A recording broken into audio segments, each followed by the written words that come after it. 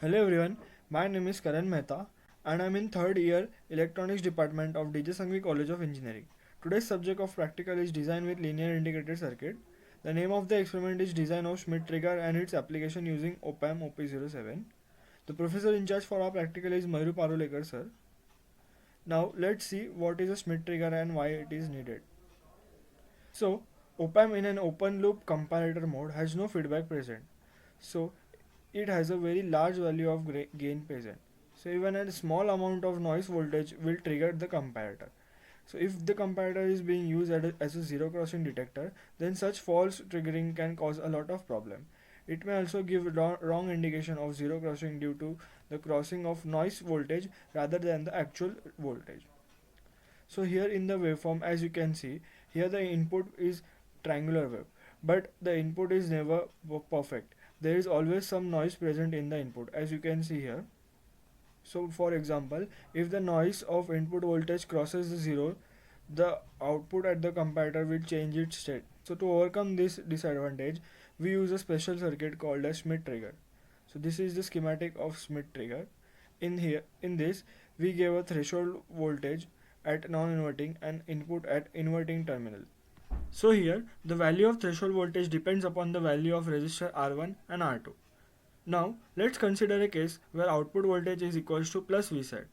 So as the output voltage is plus Vset, the potential at non-inverting terminal of op-amp will be equals to plus V threshold. So as long as the input voltage is less than plus V threshold, the output will be at plus V saturation. Now, as soon as the input voltage is greater than the plus V threshold voltage, the output will go into minus V saturation. And now, as the output is in minus V saturation, the potential at non-inverting terminal will be minus V threshold.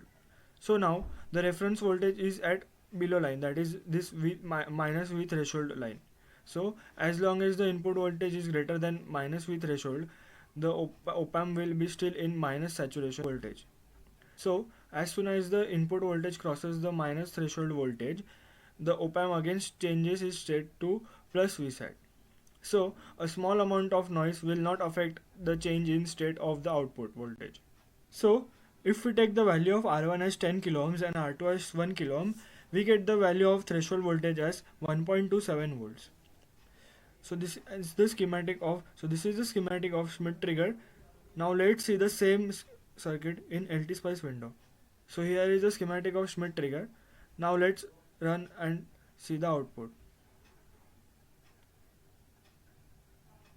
This is the input sinusoidal voltage and this is the output square wave. So this was the schematic of Schmidt trigger and this was the output, which is a uniform square wave produced at the output terminal. Now let's see one of the application of Schmidt trigger. Now Schmidt trigger is also used to make a stable multivibrator. Now as you can see here, this is the part of Schmidt trigger and we have added a capacitor and a resistor along with that. So instead of providing an input sinusoidal voltage, we add a capacitor and resistor. So the RC time period will decide the time period of the output square wave.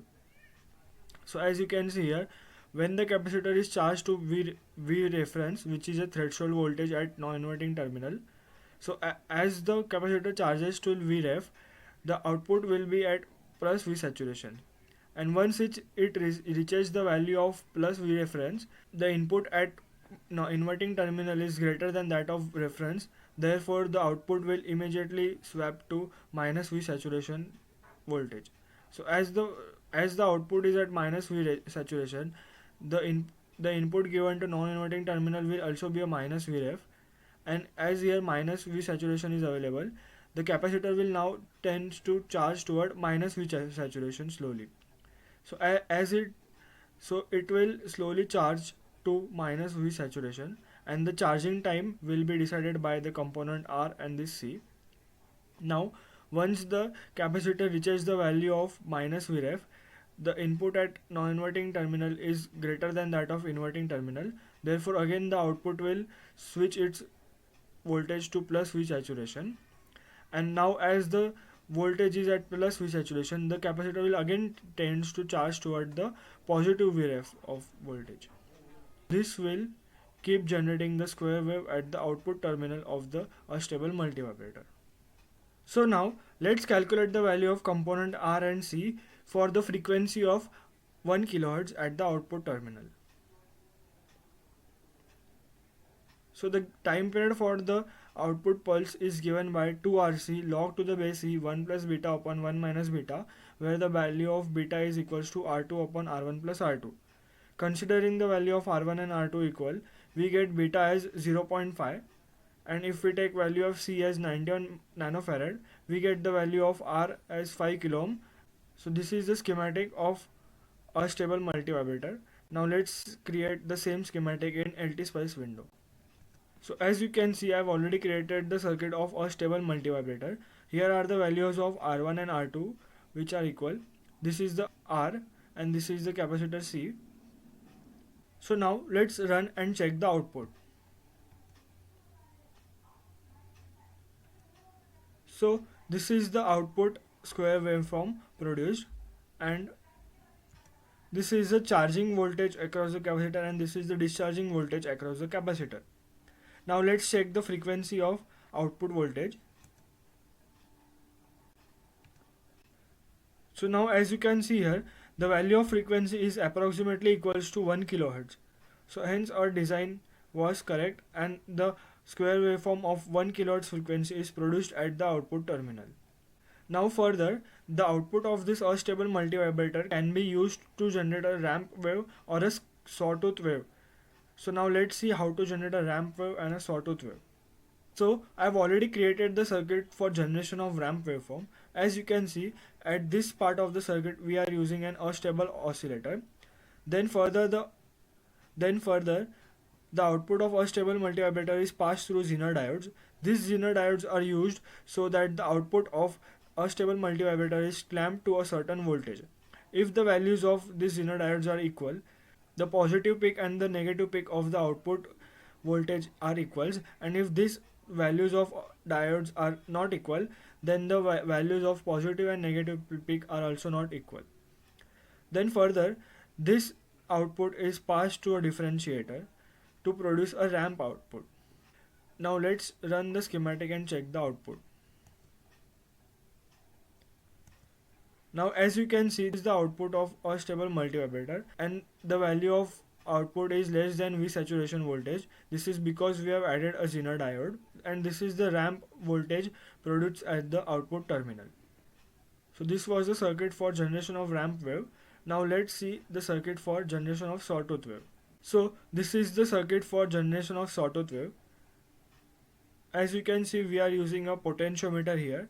So by adjusting this value of potential, we can change the output produced at the sawtooth wave. Now let's run the schematic. This is the output produced at the unstable multivibrator. This is the clamp voltage produced due to the use of these diodes. This is the this is the sawtooth waveform which is produced at the output. Now note that by changing the value of this resistor, we can adjust the rise time and fall time of this sawtooth wave. Now let's see that by changing the value of these resistors. Now for making this sawtooth wave, triangular wave, we need to make the value of R5 and R6 equal. So let's make this 2K, and let's run the schematic again. So now as you can see, the rise time and fall time of the wave both are equal, and the triangular wave is generated. So this was the circuit for sawtooth wave. So in this experiment, we saw the circuit of Schmitt trigger and how it is better than that of open loop comparator, as it prevents the small amount of noise voltage to change the output stage from saturation to minus saturation. Then we also saw the circuit for unstable multivibrator and how further it is used to generate a triangular waveform and a sawtooth waveform at the output. The link for the code files are given below in the description. Thank you.